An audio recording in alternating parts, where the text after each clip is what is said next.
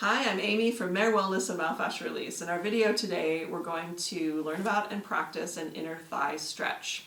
It's fairly common in my practice to see mostly women, but men too, who have knee pain, ankle and foot pain, and a lot of it's stemming from the tension in the inner thigh and feeling a lot of tenderness in this area. I often see that in combination with knees that are rotated in, so people that tend to cross their legs a lot or sit with their knees together tend to have a lot of tightness in here, so imbalances throughout the lower extremities. So a good inner thigh stretch can be really helpful, and often that's important to pair that with the hamstring and other stretches, so check out other videos for that. So in an inner thigh stretch, it's kind of nice to have something to balance on. It can be a countertop, a chair. It's not absolutely necessary, but if you're new to stretching or don't have a lot of lower body strength, this would be important. Okay? So in an inner thigh stretch, you can start with whatever width of stance feels good for you. If you're just getting started, you might want a much shorter stance. If you're a little more flexible, or if you've been stretching or working out for a while, a wider stance might be helpful. Key pieces in this are to keep your weight in your heels and your knees back. Do not let the knees go forward over the feet. So I'm going to turn a little bit sideways so you can kind of see what I'm up to here.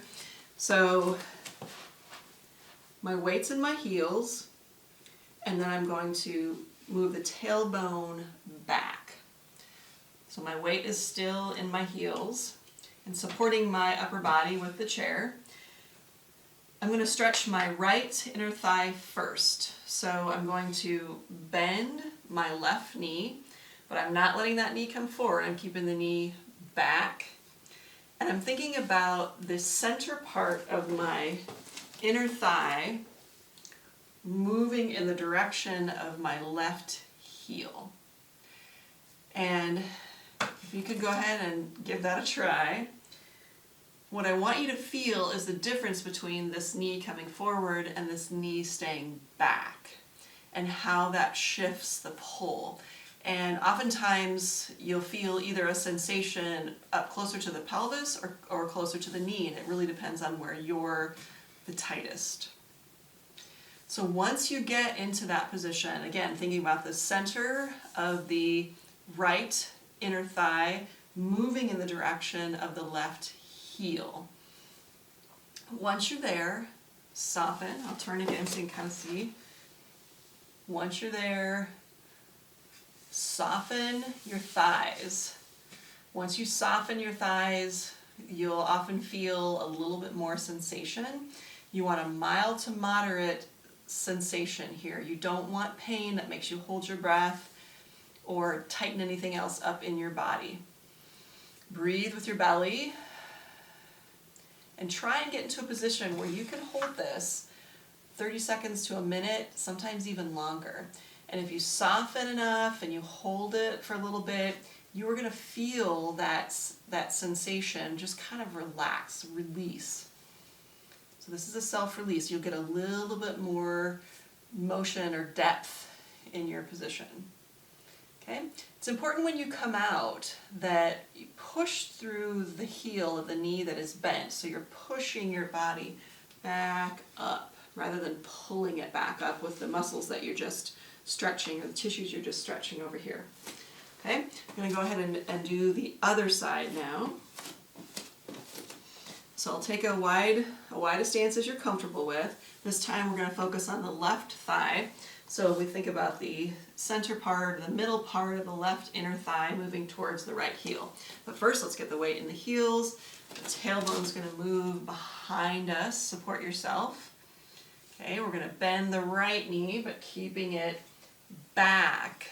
So the tailbone's going to have to go back just a little bit farther.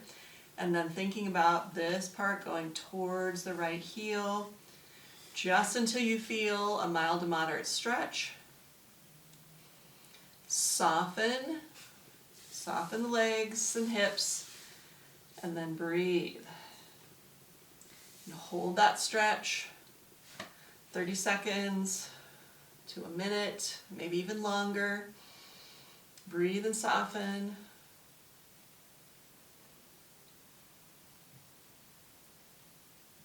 And again, if you hold this and you're doing it gently, you will feel some greater range of motion. You'll feel some letting go of your tissues. And then just moving into that space that has let go. Again, finding that next edge. Self-care releases are all about finding that edge and being gentle and being patient. Okay, and again, when I come out of this stretch, I'm going to push with my bent side to come out and back to standing. So, feels incredible actually. So you can do this, you can do any of the myofascial self-care stretches as much as you like, as long as you follow the principles of going slow and being gentle. It's going to feel great for your bodies. Our bodies were meant to move. So I hope that keeps you functional and healthy.